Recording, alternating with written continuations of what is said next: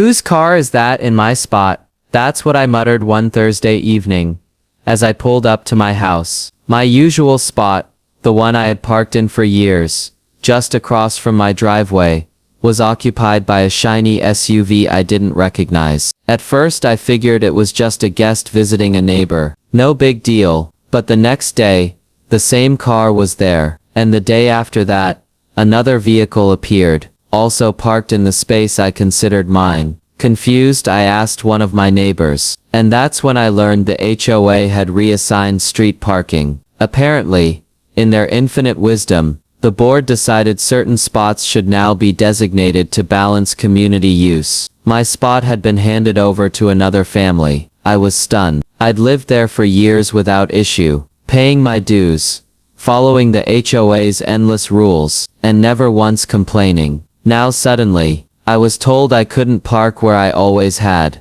At first I thought it was a misunderstanding. I attended the next HOA meeting to clear things up. When my turn came to speak, I explained politely, "Look, I've been using that spot for years. It's right by my property, and it makes sense for me to keep it." The president of the HOA, a man who loved hearing himself talk, leaned back in his chair with a smirk. "Street parking is community property," he said, loud enough for the entire room to hear. "We've reassigned spaces for fairness. If you don't like it, you can park in your driveway." Laughter rippled through a few board members, and my blood treated like my opinion didn't matter. I had always respected the HOA rules, but this felt like abuse of power. Days later I received an official letter in the mail. The HOA warned me that if I parked in the newly designated spot, I would face fines. Fines for using a space I had always used right in front of my house. That's when I decided enough was enough. I started digging.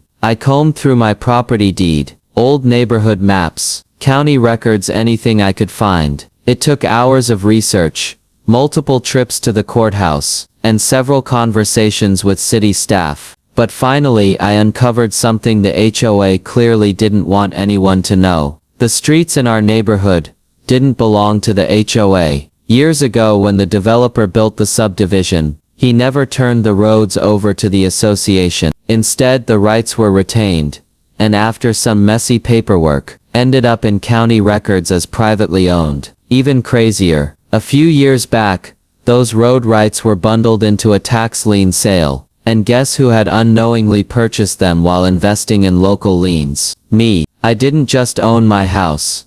I owned the pavement beneath everyone's tires. The irony was almost too sweet. The HOA, the same people who loved throwing their weight around, had no legal control over the very streets they claimed to manage. At the next meeting, I carried a thick folder of documents under my arm. 2.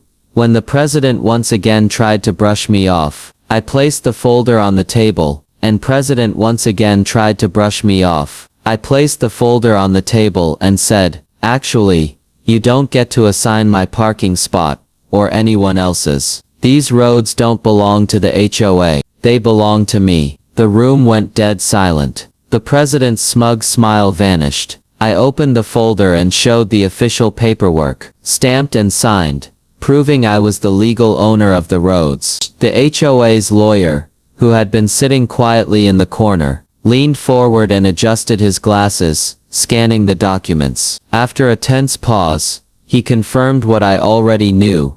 The HOA had no authority over parking. The board looked like they had been hit by a freight train. Neighbors whispered. Some even smiled, clearly enjoying the downfall of the so-called rulers of the street. I didn't just win back my parking spot that night. I flipped the entire power dynamic on its head. For once the HOA had to answer to me, and trust me, that was only the beginning.